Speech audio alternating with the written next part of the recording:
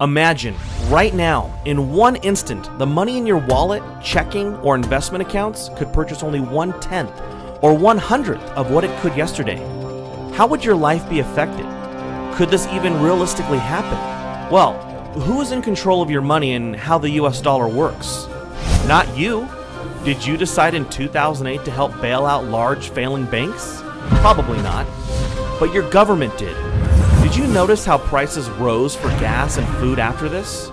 Our crisis was witnessed by the world, by our creditors, yet our government borrowed more money and the Federal Reserve printed more dollars. All of these events change the value of each dollar you have.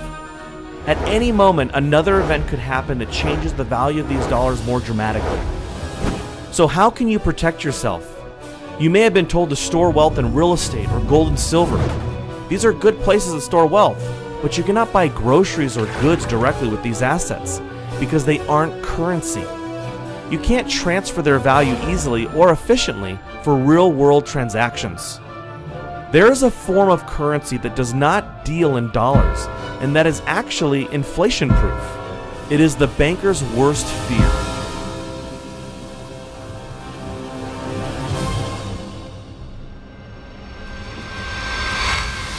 Why is gasoline so expensive?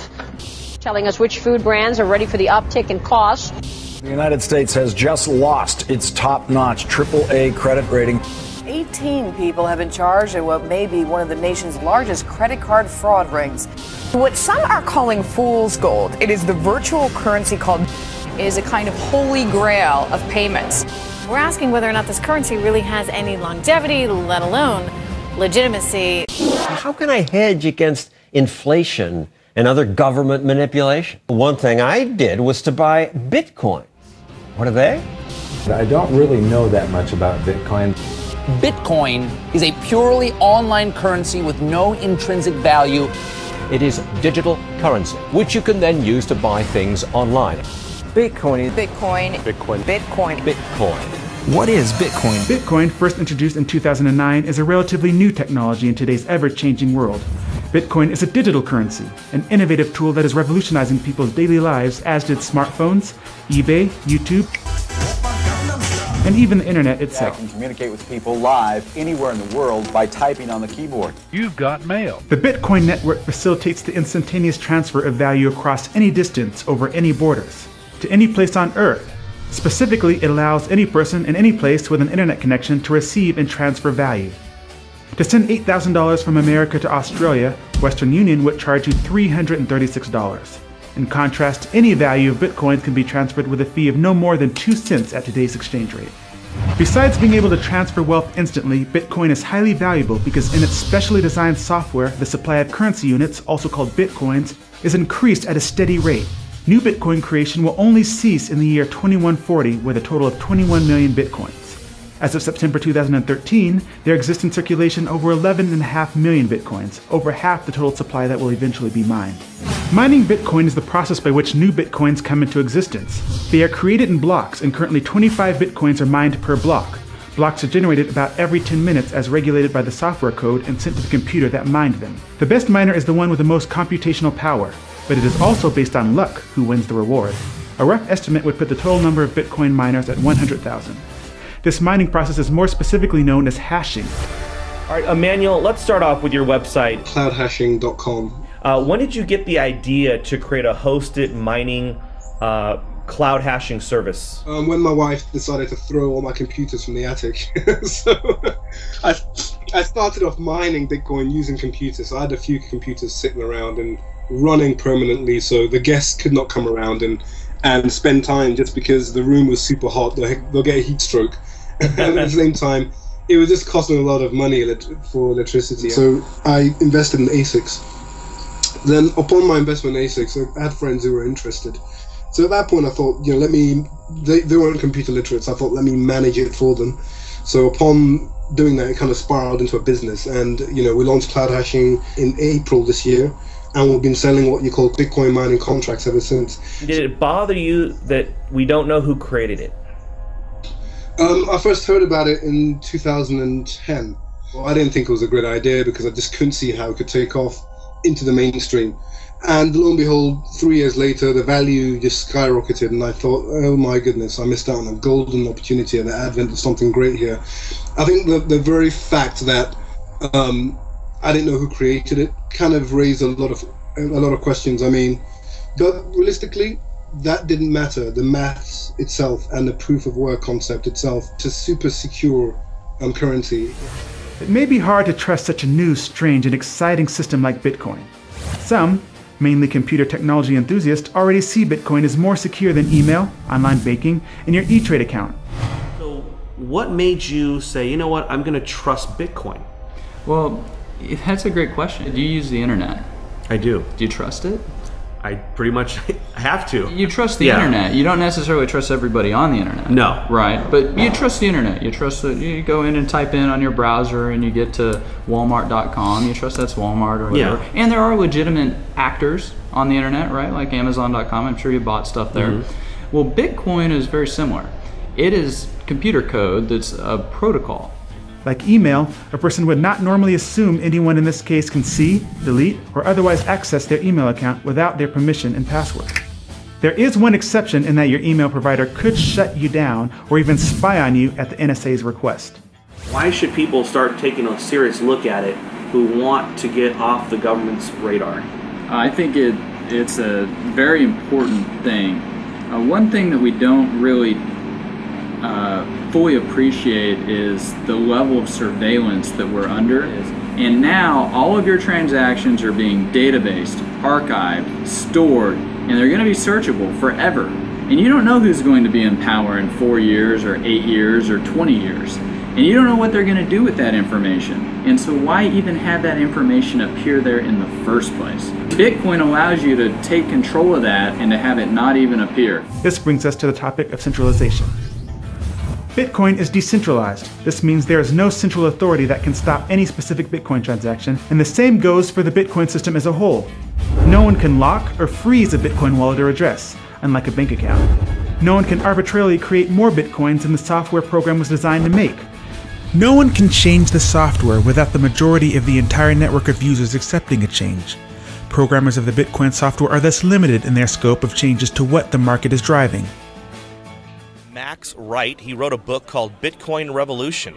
A lot of people are fearful that the government's going to attack it. With regards to resisting government violence, I think Bitcoin is a really, really unique, to me it's a unique currency in all of history. It's never happened before. So the analogy that Bitcoin advocates use is with regards to Napster. We all know Napster was a great file sharing tool, but it was run out of a central server in a company. There was a CEO to harass, there was a company to harass, and the government can send in men with guns and force them to unplug the server. Service is over.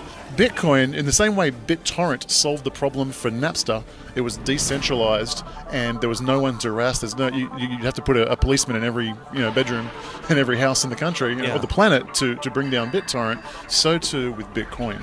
There is no one to harass. There is no CEO. It is a distributed peer-to-peer network that authorizes and guarantees the sanctity of the network. And so for that reason, it is incredibly resilient to violence. And I find it very, very interesting that at a time when we're going to, my expectation is we're going to go through a currency crisis and currency wars like we've never seen before. I'm here with Jim Rickards. He's the author of Currency Wars. I'll just throw it out there. Bitcoin, what are your thoughts? One of my least favorite topics, because I'm very skeptical of Bitcoin, but I've actually read the technical papers. I've spoken to a lot of people about it. It is cool technology. It's good encryption, the blockchain method of validating, the fact that it's decentralized and dispersed. You can fire a drone missile at a Bitcoin server and it doesn't matter because there's another one over here that's got the blockchain and they can validate. So I understand all that. It's cool stuff, and it does attract libertarians, and it does attract technophiles. Now that you know what Bitcoin is, you should recognize how digital currency is a threat to the current banking system and institutions. In 2008, bankers profited from the very financial crisis that they created. Imagine you had the opportunity to not participate in a government-monopolized currency system. Bitcoin can be your way out of the corruption. The banks will hate it, but they can't stop it. Bitcoin can solve a multitude of problems. Firstly, inflation. Our current money supply continually grows because it is based on debt and continual government overspending. The US money supply has actually multiplied over 10,000 times in the past 200 years. This explains why purchasing power has significantly lowered. why Coke in 1959 cost a nickel and is now about 20 times that. The supply of bitcoins has only increased at a specific rate that won't change. This means that it is inflation-proof. Bitcoin also prevents theft.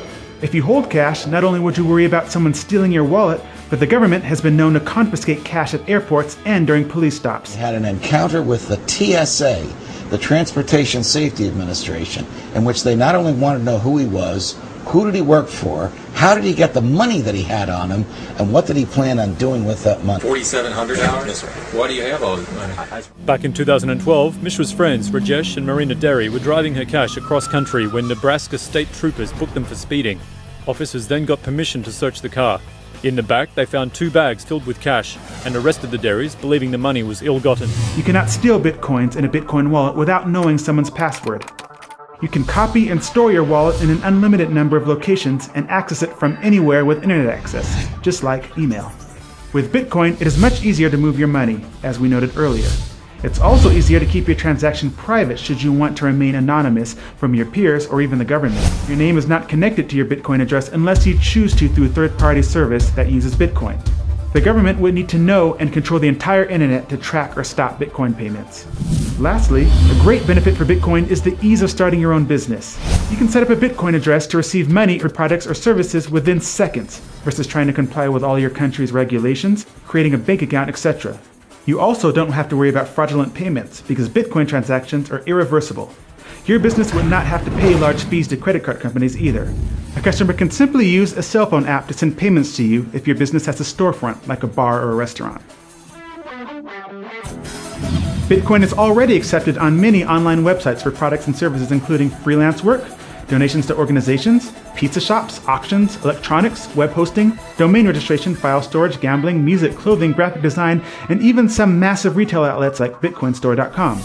Alright, I'm going to go to the Bitcoin store, I'm going to purchase a laptop, and I want to show you guys just how easy this is to do.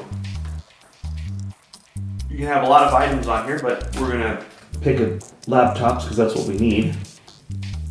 But you can see you have a lot of different things you can buy: digital camera, desktop PC, webcams, all kinds of stuff you can also search for. But we're looking for a new laptop. And you can see this is just like going to any other store that would accept US dollars.